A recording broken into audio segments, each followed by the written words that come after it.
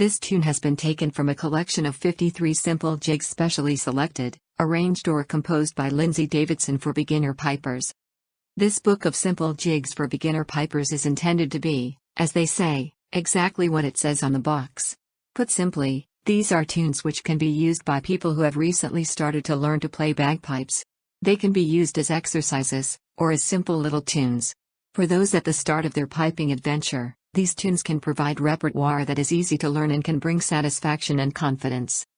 The easiness of these tunes is based upon using a small number of repeating patterns in each, a limited range and low density of gracenotes and embellishments, simple musical language and avoiding tricky crossing sounds and rhythmical patterns.